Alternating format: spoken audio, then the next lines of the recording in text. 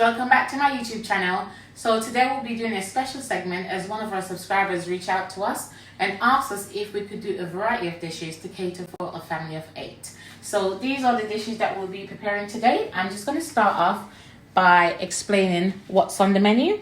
So we've got curry goat, and for this we have our curry powder, our all-purpose seasoning, some mixed herb, garlic powder, chili flakes. We have some chopped carrots, some chopped potato. We got our onions or garlic or pepper or thyme and a mixture of sweet pepper. And that's all the ingredients we'll be using for the curry goat.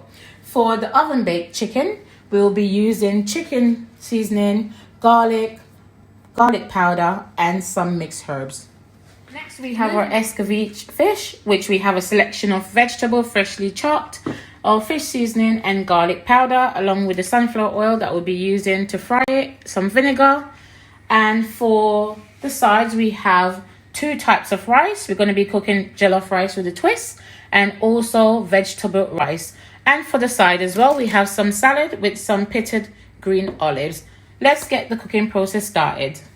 Okay guys, so let's get marinating our curry goat. So I have some all-purpose seasoning, which is about 2 tablespoonfuls. I'm just going to pour that onto the meat. We also have our curry powder, which is also around 2 tablespoons. We've then got our garlic powder, chili flakes, and our mixed herbs, which is around 1 tablespoon each. We've also got some fresh thyme, some onions, some chopped garlics, and a little bit of chili for heat. Scotch bonnet pepper to be exact. Thank you. We've also got some mixed peppers, which gives it that extra flavor and just give it that nice round goodness and color. So that's all the ingredients for now. This will be used in the last section of the cooking process. I'm just going to go ahead and mix in all the flavor.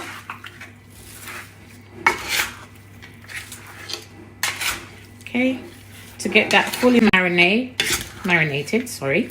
I'm also going to be using my hands a bit because you have to just get that seasoning all on the meat. So my hands are clean, guys, as always. So I'm just going to go ahead and just flip it around just to give it that extra attention, a bit of love. Yeah, so when you're eating it, it's like soul food. Tastes so good. Okay, so I'm just going to leave this to marinate for an hour or 2. Some people leave it overnight. It entirely depends on your preference. But I'm just going to leave it to marinate for 2 hours.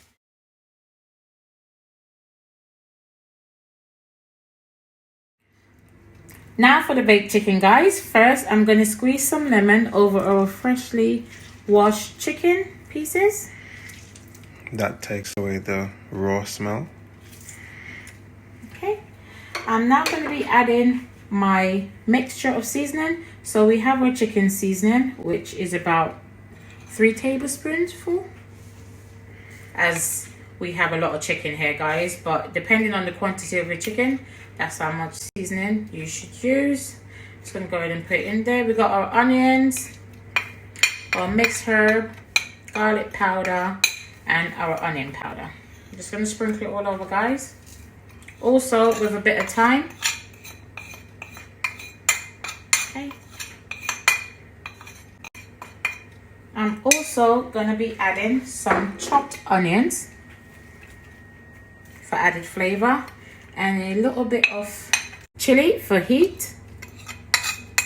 Okay guys, now I'm just going to go ahead with my washed hands and mix it all in to get in all that flavor. Okay guys, it's a lot of chicken, guys, so I'm just going to continue the process until all the meat has been marinated with the seasoning, and then I'm just going to leave it to one side to marinate for about an hour. Or so. or so. Depend on your taste. Depending on how much you want the season to fully Soak in. Okay guys, that's all done. This is our oven baked chicken that we're going to be putting in the oven in 1 hour's time. Okay, onto the fish guys. I'm using limited amount of seasoning for the fish, as fish do take seasoning quite quickly. So all I'm going to be adding is just garlic powder and fish seasoning. I'm just going to stir it up a bit just to mix them all together. And then I'm going to season the fishes one by one. This is going to take a little bit of time guys, so I'm just going to pour it over first just to begin with.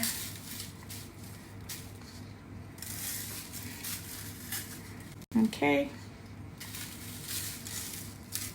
then I'm just going to turn it onto the other side before going into the middle, and just repeat the process of seasoning the fish.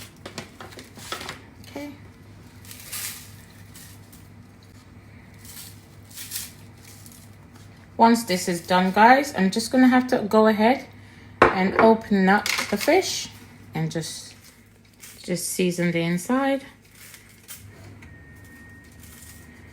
Okay guys, I'm just going to repeat the process on all the fishes till they're all fully seasoned. Okay, should be looking like this. The fish is now seasoned. I'm going to be placing it to one side for approximately half an hour, as fish do take seasoning quite easily. I also got the mixed vegetables which I've chopped. This will be used to garnish the fish after frying along with the vinegar. It's time to place the chicken onto a baking tray as it's been marinating for about an hour. So to my baking tray, I'm just going to lightly drizzle it with olive oil just so that the chicken does not stick. I'm using 2 baking tray guys because I got lots of chicken. I'm now going to be placing my chicken individually into the baking tray, and I'm going to be placing it into a preheated oven to bake for approximately 45 minutes to an hour. Oh. Sorry about that. That one does not want to get cooked. Trying to escape. Okay guys.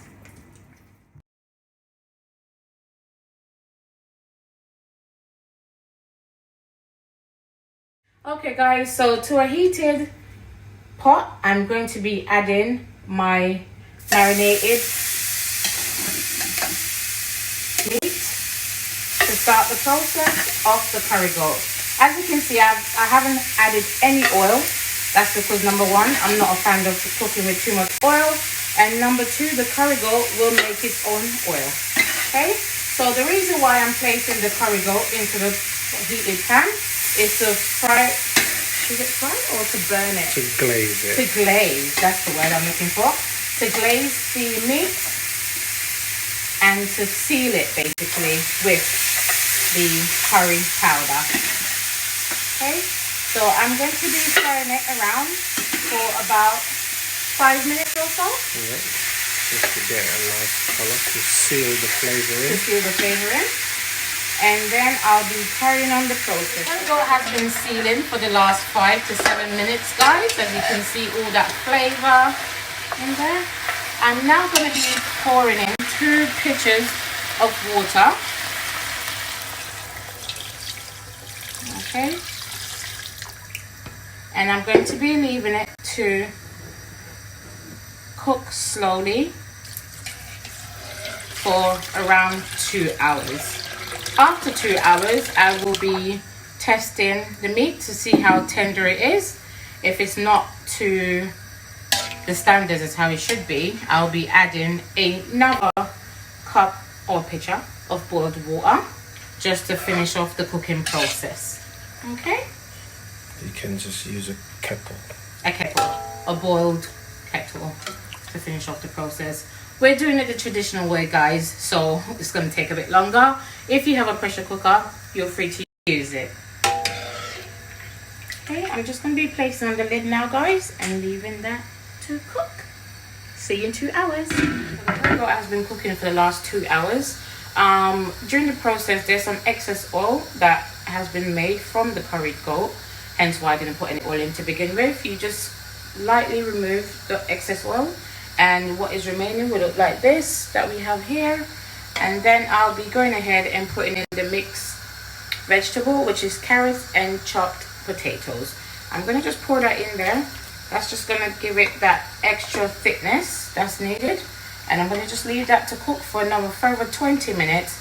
And then the curry goat will be done. So for the vegetable rice, to a pot of boiling water, which is about 3 cups full of water, I'll be adding 3 cups of rice. Be careful, guys, when you're putting it in. As you know, the splashback is quite dangerous. Oh my god. Okay, and then I'll be adding the mixed vegetables.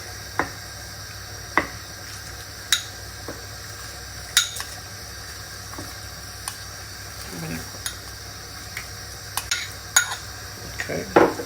And last but not least, I'll be adding in just 1 tablespoon of butter. I'm just going to give that a good stir, and then I'm going to leave that to boil for 20 to 25 minutes on a low to medium heat.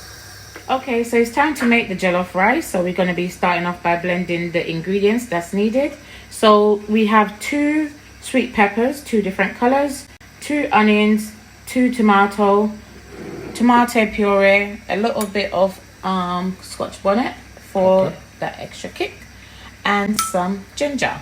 We also have the little twist, which is Huney'S twist. So this is chicken stock, which we'll be using instead of the chicken cube, which is what they normally use. Okay, so to the blender. Don't forget half a glass of water. Thank you, and half a glass of water to help the sauce to blend easily. So I'm just adding these to the blender. Okay, now we'll be blending the mixture, guys, until we get that smooth consistency. We'll be blending it for 1 to 2 minutes. 30-second intervals. Until you reach a consistency that you require. Okay?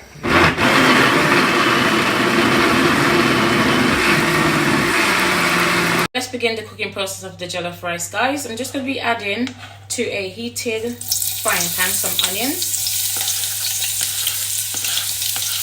And then I'm just going to let that caramelize for about 2 to 3 minutes until it's going a bit brown.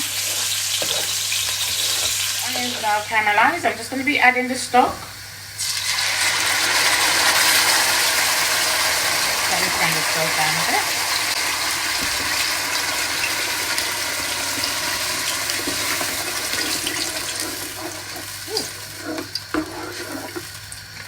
That was painful. Smells really lovely, guys, with the caramelized onions. And then I'm just going to leave that to boil for about 20 minutes before adding our rice. For our Escovitch fish, we're going to start off by frying them. So this is placed into heated sunflower oil. And we're going to fry them until they're nice and crispy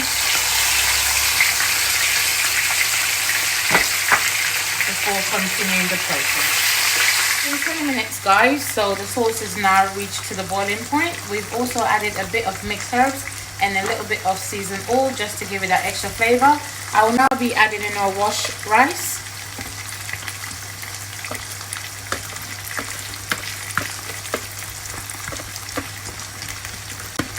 And we'll be leaving that to cook for another 20 to 25 minutes. On a low heat. On a low to medium. Okay, guys, we've got all that flavor in.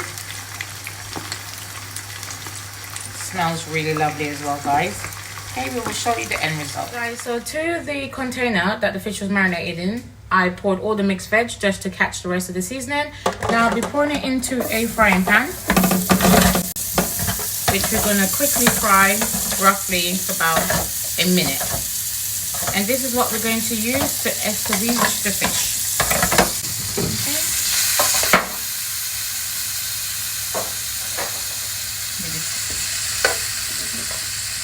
I'll now be adding in the main ingredients, which is distilled malt vinegar, and that's going to give that flavor that we're looking for. I'm trying to heat up a bit, and we're just going to leave that to simmer for roughly around 1 minute. Then I'll be pouring it onto the fried fish. Okay. Wow, this is very spicy. Smells really lovely, guys. Okay, that's going to give it that extra added flavor. Sorry. Just choking. That extra kick. Woo. And it should just be looking like that, guys. I'm just going to pour some of the gravy all over it. And there you have it. This is our Escovitch fish. Lovely. So here's the end result, guys. We have our baked chicken, our Jellof rice, some vegetable rice. We got our Escovitch fish, some nice healthy salad there for you, and also some curry goat. We also made a side of fried plantain. Please don't forget to like, comment, and subscribe to see more of my YouTube channel videos. If you wish to place an order, we'll be putting 2 links in our description tab.